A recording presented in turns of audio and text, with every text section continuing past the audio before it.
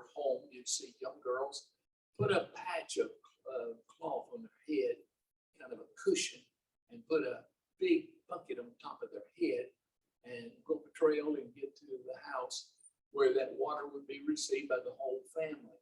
And if they kept the bucket clean, it could be for drinking. If not, then they had to bathe with it. But we know that jars are not used a lot for the transporting of water these days.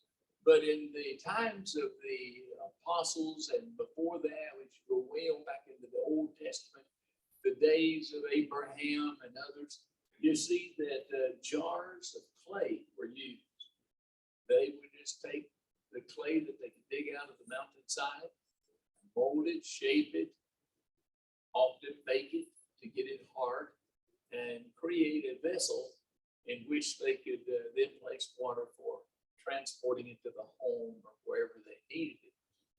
And so as we go into the scriptures, we see that there's references to this kind of a procedure and this kind of a source of water, whether for drinking or bathing. But it says in 2 Corinthians 4, 6, and 7, taking just a piece of what we've already read and read it again. For God, who said, let light shine out of darkness, made his light shine in our hearts, made his light shine where? In our hearts, to give us the light of the knowledge of God's glory displayed in the face of Christ. In other words, the light that God has given us has illuminated us to where we can know Jesus, see Jesus, understand him, and appreciate his glory.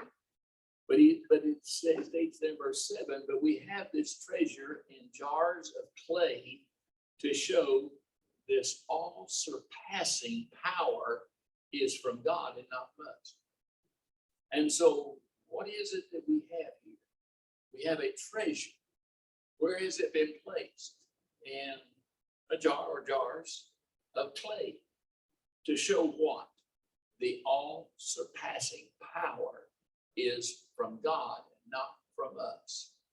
And as you read that, without having this custom of using clay jars in your everyday life, it might not make as much sense to you as it would to somebody who in the days of the apostles were engaged in doing that all the time. That was the way they lived. And everything that they needed to take to the house, they could carry it in jars. As you go back into the Old Testament, you see this practice mentioned several times.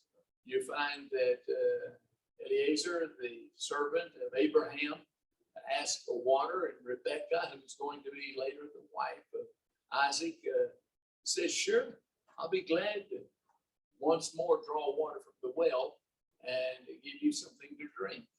And she said, I'll also give water to your camels. And he had 10 camels, and a camel can take in a great deal of water, especially about 10 gallons, especially if they've been on a trip, as was the case that we're reading about here.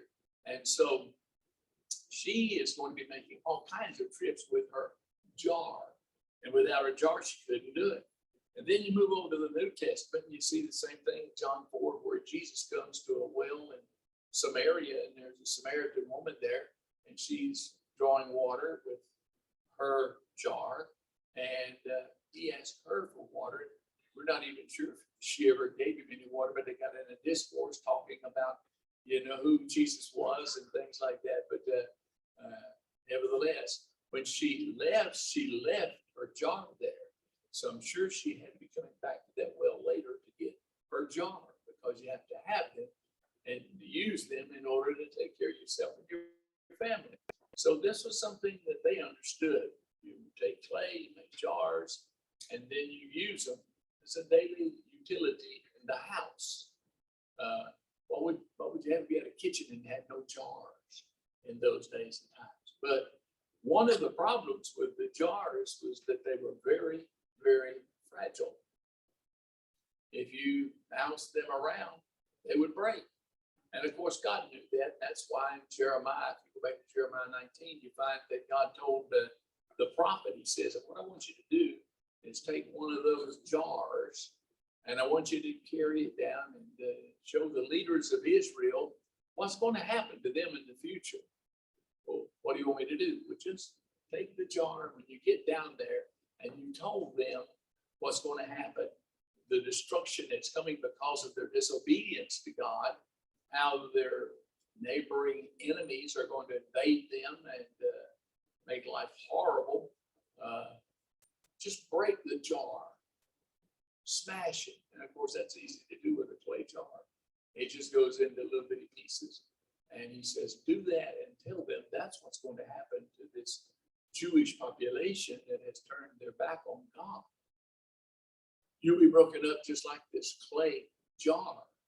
Well, then here we read, in the New Testament, Paul talking to the members of the church, writing to them, he says, we have this treasure of God that he just mentioned, which is that knowledge that we gain through Jesus, that light that comes into our life. He says, we have that in clay jars, but we have this treasure in jars of clay to show that this all surpassing power is from God and not from us. In other words, it's contained in something that's fragile. It's not something that you could take and sell for a lot of money itself. And I can imagine no king in the days of the apostles would have ever kept his treasures, gold, silver, pearls, whatever, in clay jars. They would have put them in something much more secure, hid them somewhere, as we read Jesus talking about one of the parables that they hid it in the ground. But as you think about the man of 1 talent, 3 talents, 5 talents, you think about those guys that they had to find a place to put their money, someplace to hide it, so nobody would steal it from them, because it was a treasure. It was a treasure. But if you have a treasure, you don't put it in a clay jar. But here we read that God did. God had a treasure. He had the good news, and you have to read the previous context in that chapter to be able to understand this.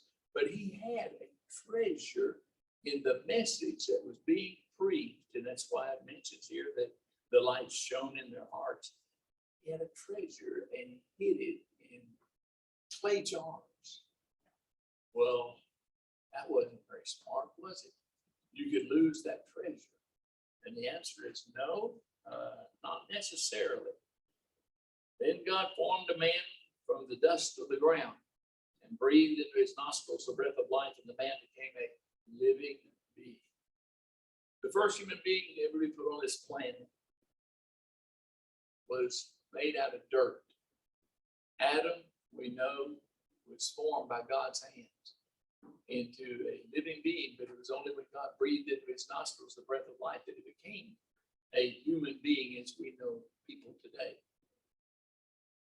And that was because God knew what he was doing, how to make a man, and then how to bring that man to life by breathing into his nostrils. No one else could do that. Only God could do that.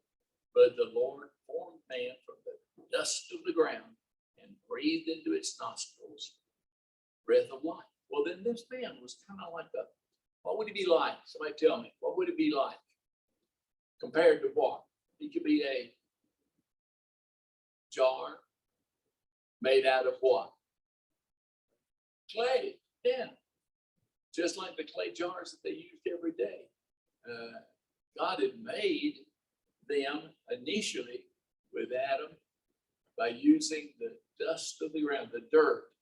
And it's for that reason that we read in the scriptures that we go dust to dust and ash to ash, and we go back to being just a part of this planet when we die. That's why we have funerals. That's why we have the casket. That's why we have the hole where we bury our loved ones before we throw the roses in and cover it up with grass. Because we are just a part of this planet.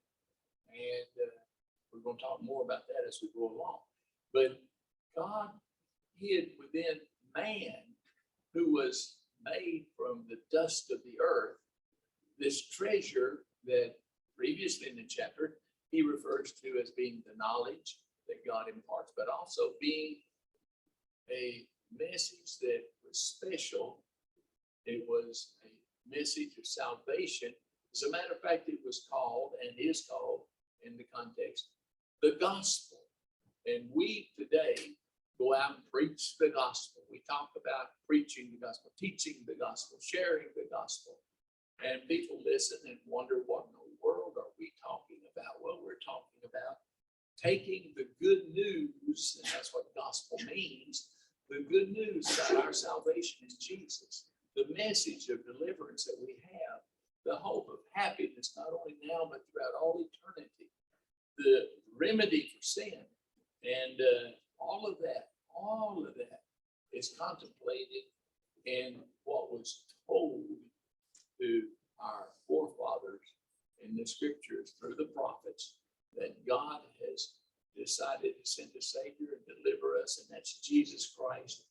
And he is the author and the basis of the good news. You don't have to go to hell when you die. And consequently, we see that this message was placed in the hearts of men. It was not written on a wall of granite, etched or chiseled in. It wasn't like the Ten Commandments on tablets of stone. No. It was placed in men's hearts. And it says it shone forth as a message. It was enlightening. And we have that message. But where is it? It's in us. It's in us.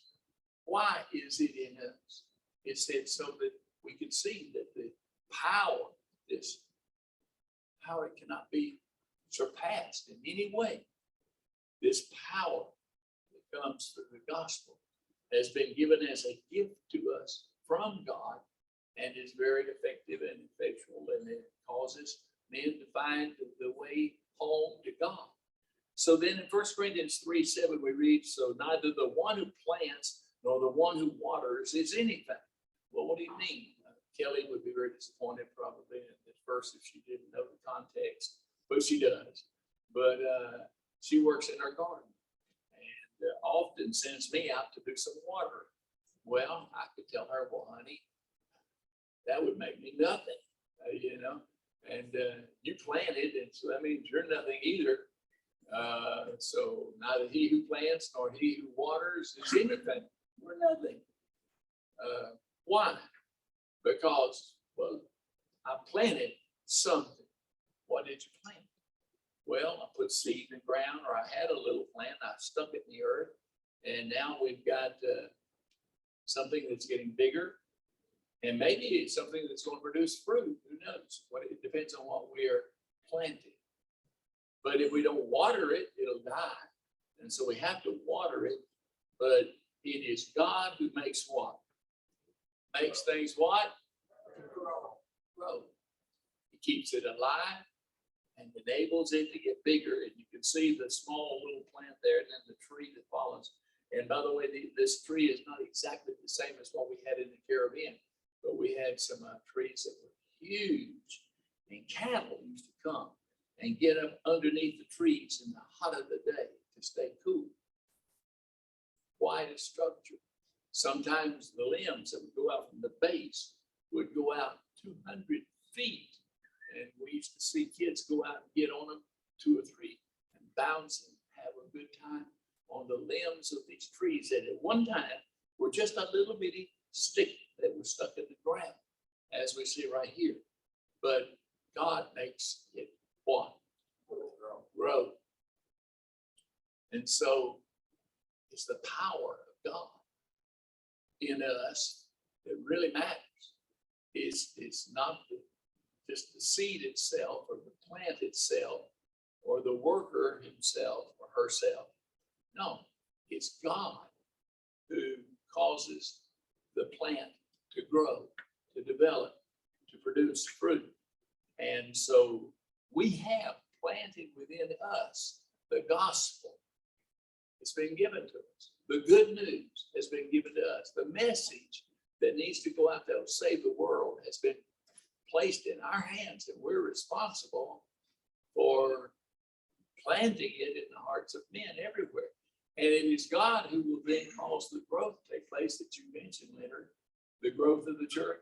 Yeah, it's God who produces the growth, but the seed has got to be planted, or the plant itself has got to be placed in our hearts. And that's what happens when the gospel is preached. And we see that mentioned over and over in the scripture. But one of the problems that I mentioned earlier is that clay jars have a tendency to what? Break. And what can you do with, boy, that really broke that one before I took this picture, didn't it? But what can you do with a broken clay jar? You can't do anything. It's precious, it's useful, but it needs to be protected. And only when you're ready to take all the contents out for the last time ever would you ever want to see it broke into pieces like this. But all through the scriptures, we find that clay pots are mentioned, whether it's, in the case of a wife that's needed for Isaac, and so Abraham sends his servant to go and get, the wife that will be perfect for him. And that woman is picked out because she was willing to bring the water to him and his camels.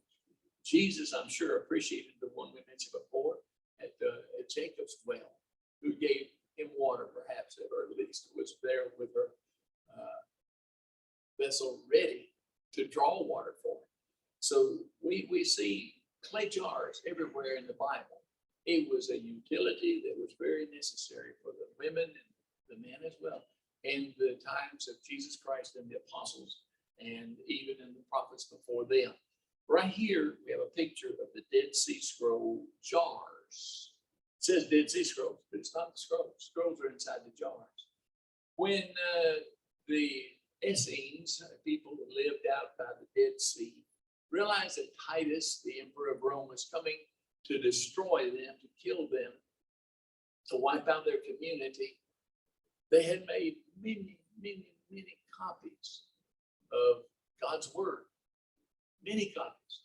And they didn't want them to be destroyed. They could be burned easily on parchment. That was dry parchment, animal skins. No, it won't last. And so they thought, we have to hide this message that we've written on these parchment pieces and somewhere and protect them, because Titus and his soldiers will destroy them. So they put them in caves around the northern end of the Dead Sea, and but you get them in there, they'll rot. They won't be any good after a little period of time. So what are we going to do? So they put them in clay jars, baked clay jars, as you can see, and sealed the tops with kind of a tar so that the documents inside would be preserved. A complete copy of the book of Isaiah was found there in one of these jars. And that solved a lot of religious problems that in our day and time. There were critics who were saying that Isaiah didn't write all of Isaiah, that it was written by 2 or 3 different authors. And then they discovered in the Dead Sea Scrolls a complete copy, everything, in one production that was sealed up in the jar. Say it was risky.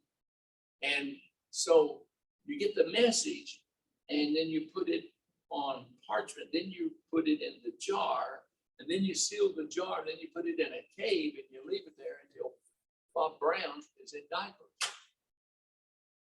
That's how long they were in there.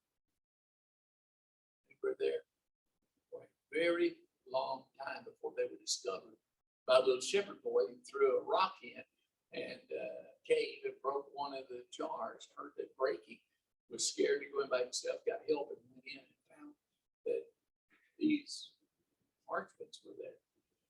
Had them at home, tried to use it at first for shoestrings. They didn't work very well. They were old. They were just leather. And they all snapped and broke, and so he just left it in a pile in a corner until somebody came along and said, I think these are valuable. Went and got a teacher from the Hebrew University in Jerusalem and brought him out there to see him.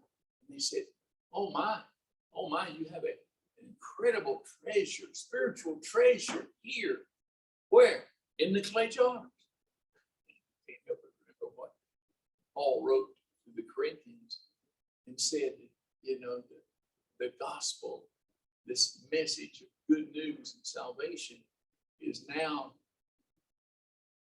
preserved for us in clay vessels. What clay vessels? Us. And if you don't believe we're clay vessels, die. And see what happens after 10 years, 20 years, 100 years, 1,000 years. Oh my. We go back to the dust from which we came until God's ready to resurrect us, as we heard about it this morning in taking communion. And so we are the clay vessels in whom God deposited this message. You'd say, well, you're not supposed to put treasures in clay jars. And I would think God would know that, don't you? And yet he gave us the gospel, and we got a room full of people that have heard the gospel, been enlightened by the message of God.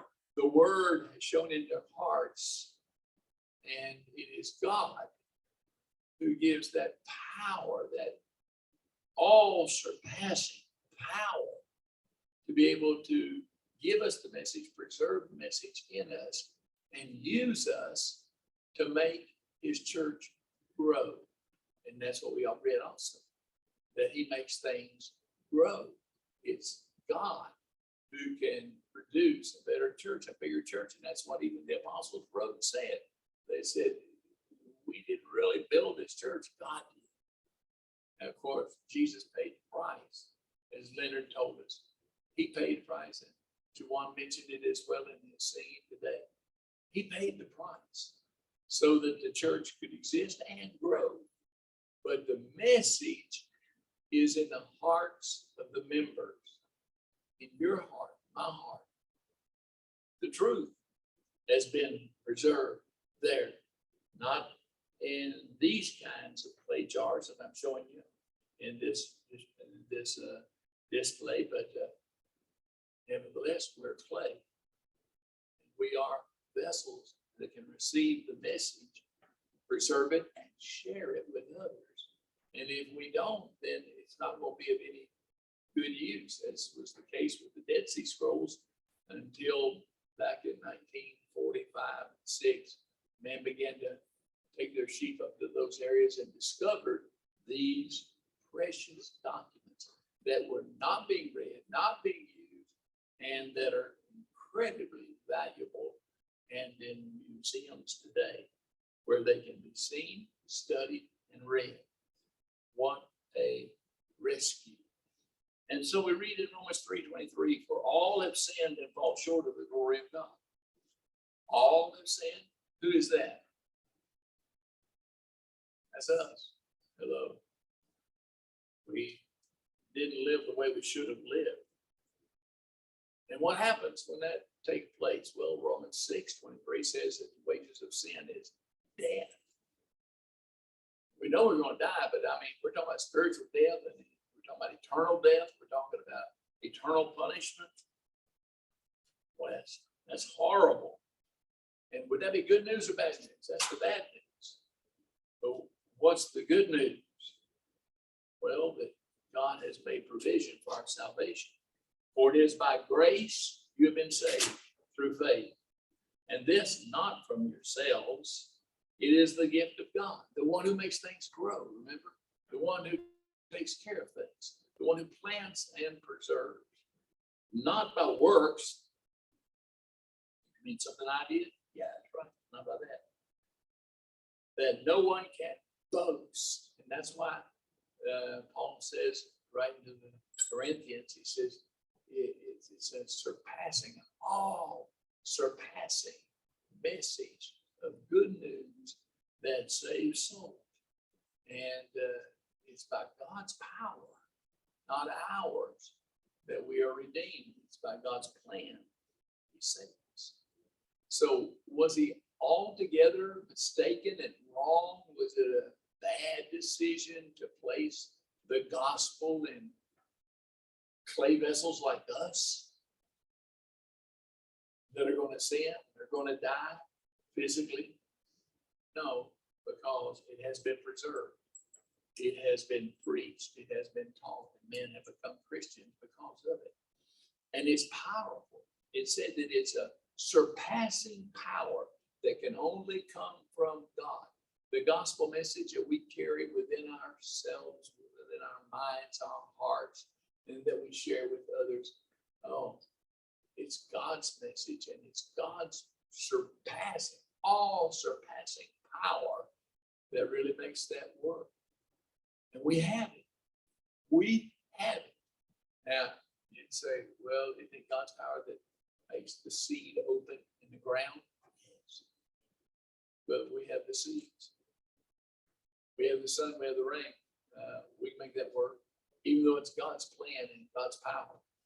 And it's by God's power that we can plant his message in the hearts of men and see churches established like this wonderful group we have here this morning. We have a lot of people out. We have a lot of people in too, later, don't we? A lot of people are here, and we're glad for your presence. But I just want you to know that we are humble, dirt pieces like clay jars, in whom God has placed the gospel. And we can't do much for you. I'm sorry, but God can. His message can. His word can. And it's available to you. Oh, what store do I buy that in? You don't buy it in the store. You just show up when we're studying the word and you get it. It's given to you. It's a free gift. It's called salvation. And so by grace, his grace, you've been saved through faith, and that not of yourselves, it is the gift of God, not by works that we do that somebody else could do hoping to get saved or that we would do for them. No, it's not what God does. It is he who makes things to exist. It is he who causes things to grow and prosper. So you take an example. Here we have Saul of Tarsus, a Jew who didn't believe that the gospel was the truth, who decided to oppose Christians and began to lock up men and women in jail and kill them in some cases, as in the case of Stephen, who was stoned to death, as you can see here, the men throwing the rocks and the stones, stoned to death. And who was there present? Saul from the city of Tarsus, Saul of Tarsus. What was he doing? He was holding the clothes of the men who were trying to throw the rocks. The last thing that Stephen saw probably was the face of Saul. But when he became a Christian, he decided to use the Greek name rather than the Jewish name, and he became Paul the apostle. And so he then became a dispenser of the gospel. Hello. And he began to deliver the message of God to people around him. And churches were started all over the world. And so here you've got a persecutor of Christians becoming someone who is planting the seed, someone who is sharing the light, someone who is causing men and women to become servants of God and bringing salvation into their lives. You know, I don't know where they buried Adam, do you? And I don't think he has a headstone either. What was he made out of? According to the scriptures, he's clay. He's dirt, dust. And you'd say, well, I guess that's the end of that. No, it's not the end of that, because there is someone who has the surpassing power to be able to fix that problem. And that's God. And so all the people we buried are going to be dug up by God. They were and are pieces of clay. But God has promised us, 1 Corinthians 15, that he is going to bring them to life again. He's going to wake up their sleep, as it's called, and is going to give them once again a chance to live eternally and spend that time with God. And so we look at the cemetery and we feel depressed. We go to see the headstones that are over the graves of our family members. And it's a sad day. I've had that experience now several times, and it's tough. But what we have to remember as Christians, that good news that was given to us, that we have within us, and that is like a treasure that God has granted to us because we are his children. The message of that treasure that God has given us is that they'll live again. They may be made out of clay, but they can be resurrected. And then their bodies will be different according to 1 Corinthians 15. They won't be the same clay as before. And they will be impossible to destroy. And they will live eternally with God. So we read and we know and we quote the phrase, he is risen. The message of the angels to the Christians of that time was, he's not here. He's gone. Where is he? He's gone. He's alive. He's gone back to be with his Father. And the day he ascended into heaven, the apostles watched him leave. Everything was wonderful. Why? Because there was a treasure that was hidden in these men who were nothing more than vessels of clay, but who went out as preachers of the gospel, carried a golden message to the world, and changed everything. And that's the hope we have. That's the promise we have. That's the treasure that we have. You probably never thought about the fact that somebody comes into your home and tries to rob you, pulls a gun out, that he might be trying to steal that treasure. You can't. Nobody can. You can give it to them if you want to, but they can't take it by force. It's not that kind of an operation. But we do have within us a treasure that God has deposited there that we can share with other men, so that when death comes and the clay becomes once more just nothing, just a piece of the earth, that they can once again live through Jesus and enjoy eternal life. Amen? That's the gospel that has been put in our hearts, our minds, as his word enlightened us. That's why we come here every Sunday, to be able to know more about it, and to be able to have others join us, and then to be able to tell them there's a treasure here if you want to partake. And I hope that we will be successful this year, not only having people drop in, as we have in some cases, because they found our webpage, but that you'll invite people, you'll bring them here and tell them they're giving out treasures down there if you want to go. It's called the gospel. God bless you.